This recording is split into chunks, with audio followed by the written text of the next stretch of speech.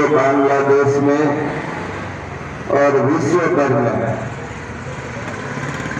कुछ सालों से जो हिंदुओं के खिलाफ षड्यंत्र चल रहा है, उस षड्यंत्र के तहत आज हिंदू समाज में जो विकट परिस्थितियां आकर खड़ी हुई हैं, इन परिस्थितियों का मुकाबला करने के लिए हम और आप सब लोगों को एक जागम पर बैठकर कदम से कदम मिलाकर साथ देकर अपने भाइयों को बचाना है।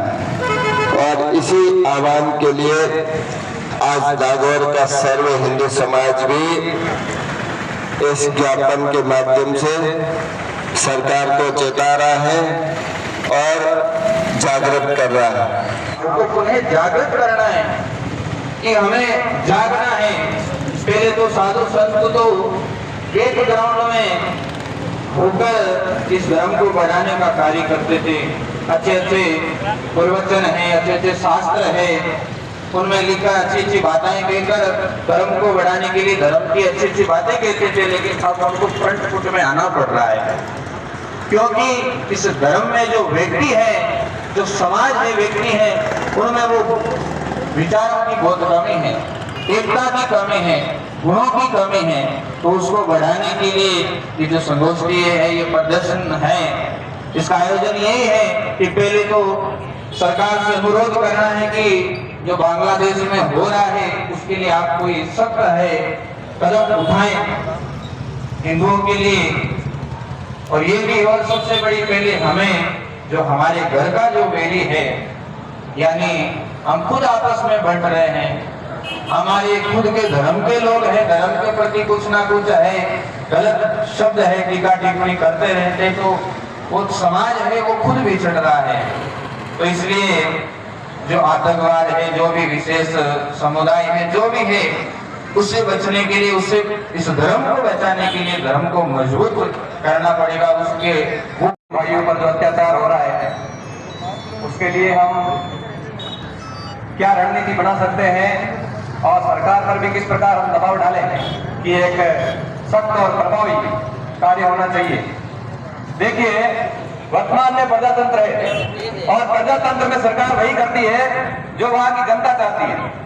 अगर जनता ढीली डाली और उदासीन रहती है तो वहां की सरकार भी उदासीन हो जाती है, चाहे वो कोई भी किसी भी पार्टी की सरकार क्यों ना हो। इसलिए हमें चाहिए कि एक मजबूत हम रणनीति बनाए और उसके अनुसार सरकार के ऊपर भी एक मजबूत प्रेशर डालें। ये जो हमारा जो कार्य है जिस प्रकार से होना चाहिए, अक्सर में वैसा है नहीं। भारत संसार का सबसे मजबूत राष्ट्र है। अभी हमारे पास लगभग वर्तमान में 40 से 45 लाख की सेना है। बड़े बड़े हमारे पास विमान है, बड़ी बड़ी मिसाइल है, लेकिन वो धरी की धरी रह जाएगी जब तक हम लोग सशक्त होकर के इस सरकार को मजबूर नहीं करते कि आप हमारे लिए काम करते हैं कि नहीं करते। क्योंकि मान लो सरकार ने कदम उठा लिया और आप पीछे उस प्रकार बलपूर्वक खड़े नहीं रहे, क्योंकि किसी भी राष्ट्र को मुंह तोड़ जवाब देना या सैनिक कार्रवाई करना इतना आसान नहीं होता है। आप हमारे एक राष्ट्र को देखिए, वर्तमान में एक नया उदाहरण है इजराइल। वो इतने आतंकियों से लड़ रहा है, उसके पास हमारे नागौर और बीकानेर की जितनी जनसंख्या है उसकी टोटल उसके राष्ट्र की जनसंख्या है, फिर भी वो सारी दुनिया से टक्कर ले रहा है और साथिक होकर कहता है कि किसी ने भी हमारे राष्ट्र के एक भी नागरिक को नुकसान पहुंचाया तो हम उसका 10,000 उठा लेंगे, और वो करके दिखा रहा है। क्यों? समाज को एक उत्कृष्ट स्थान पर रखने के लिए हमें हमेशा सजग रहना चाहिए। और इसी बात को कहा गया है कि महापुरुष जिस रास्ते पर चले हैं तो उन्होंने क्या रास्ता बताया था?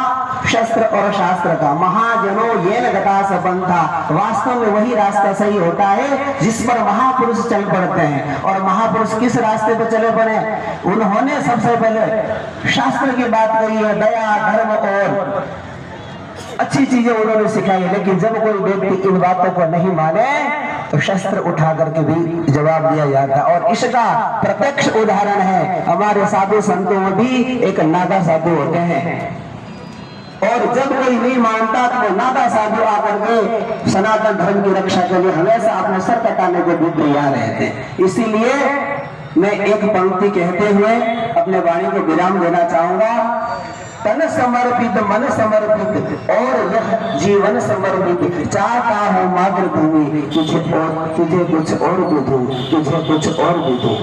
और इसी बात को आप याद रखें, अपने मातृभूमि के लिए सर्वस्व न्यौछावर करने का हमारे मन में दृढ़ निश्चय होना चाहिए। भारत माता की जय, मातृशक्ति देश की तू जाग। जय श्री राम। अपन सभी जो हिंदू हैं इन्हीं शब्दों से ही एक दूसरे से जुड़े हुए हैं। इन्हीं बातों को याद रखते हुए हमें हमेशा ये विचार करना चाहिए।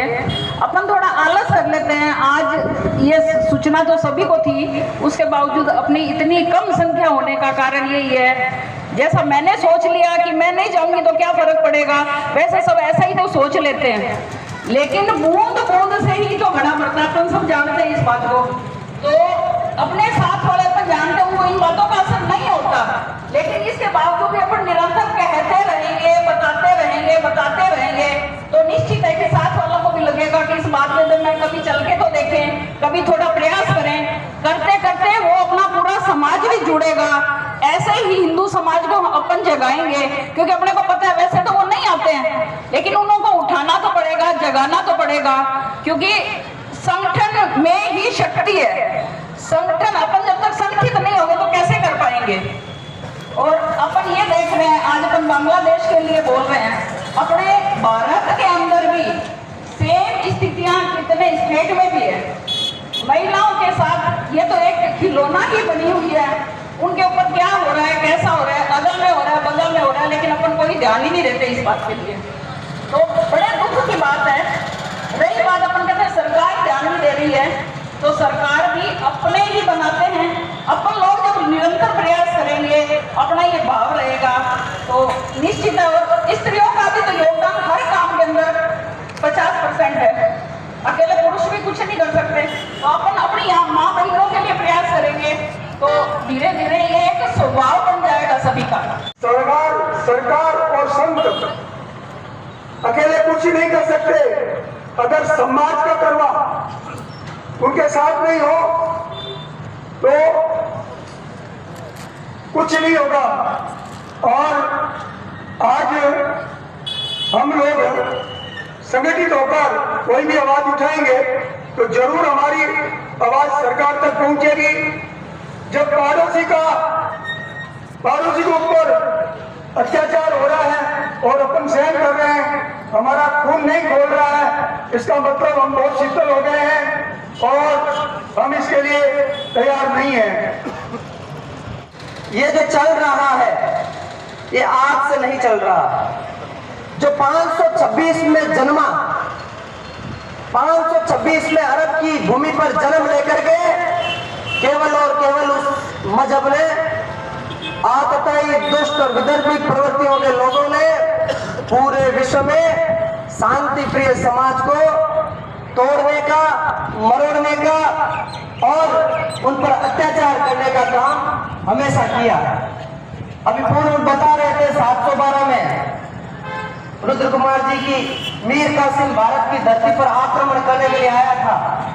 जब राजा दाहिर सेन ने प्रतिकार किया तो उल्टे पैर उसको भागना पड़ा था। 500 वर्षों तक किसी मुगल आक्रमणकारी की हिम्मत नहीं हुई कि भारत की तरफ आंख उठा करके देखे।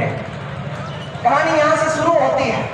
11वीं सदी में मोहम्मद गौरी आया नहीं था, उसको बुलाया था जयचंद्र ने। उसका स्वार्थ था कि पृथ्वीराज सिंह चौहान का साम्राज्य किस प्रकार से नष्ट हो, तब मुझे शांति मिलेगी।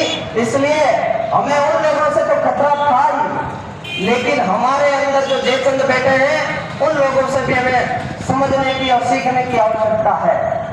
रही बात, आपने 1992 के अंदर भारत का पहला गृह मंत्री दुष्ट विदर्भी और विशेष समुदाय का व्यक्ति बना था, तब उसने हमारे इस कश्मीर के सर के ऊपर 5 लाख कश्मीरी हिंदू पंडितों को वहां से भगा दिया गया था। उनके बंगले कोठियों पर आज भी उनका अधिकार है और हमारी मातृशक्ति और बहन बेटियों के साथ में खुला रोडों के ऊपर इस भारत की भूमि पर रेप और बलात्कार किया गया था। और आप सो रहे थे, आप सो रहे थे। मैं भी, चलो मेरा 88 का जन्म है, बच्चा था, लेकिन हम सब सोए हुए हैं, सुसुप्त अवस्था में है। केवल भजन करने से भी अब काम चलने वाला नहीं है, केवल कथाएं करने से भी काम चलने वाला नहीं है। जब शक्ति सृजन की आवश्यकता हो तब चामुंडा की, दुर्गा की शक्ति चलती है, मात्र शक्ति की शक्ति चलती है, आगे भैरव और वीर हनुमान चलते हैं, तब दुष्टों का दमन होता है। और दुष्टों का दमन करने के लिए हाथ पैर काफी नहीं है। हमारे प्रत्येक देवता के, मैं हर मन से कहता हूँ, हाथ में शस्त्र है, वो क्यों है? वो धर्म की रक्षा के लिए है। राम ने धनुष धारण किया, विश्वामित्र जी के यज्ञ की रक्षा करी। आप भी आधुनिक युग के उस धनुष बाण को धारण कर लीजिए, 20-30 हजार रुपए खर्च करिए भाई, कोई पकड़ने वाला नहीं है। पकड़ेगा तो आर्ट सेक्ट में जमानत होती है, कोई फर्क नहीं पड़ने वाला है। आज स्थितियां वो है, आज स्थितियां वो है, क्योंकि बांग्लादेश के अंदर करोड़पति अरबपति हिंदुओं को भी वो रोड़ों के लाकर ऊपर मार रहे हैं, उनके बंगलों पर उनके आज कब्जे हैं। और मैं अभी वीडियो देख रहा था 3 दिन पहले, सैकड़ों मातृशक्ति के साथ में रेप करके उनको मारने का काम वहां पे किया जा रहा है। जिस बांग्लादेश